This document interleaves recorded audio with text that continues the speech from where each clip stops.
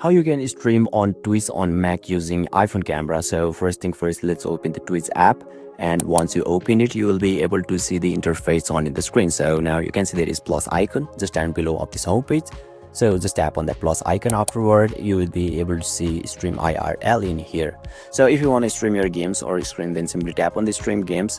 But for now, we're gonna tap on stream IRL, and once you tap on it, you can see there is two options in here. So first one is enable microphone and another one is camera. So make sure to enable this both, and once you do it, now you will be able to use camera on iPhone successfully. But for Mac, now what you need to do is slide it from the top, and you will be able to see there is screen mirroring in here. So you simply need to enable the screen mirroring, and once you do it, you simply need to connect it with your Mac, and yeah, you will be able to stream on Twitch on Mac using iPhone camera successfully.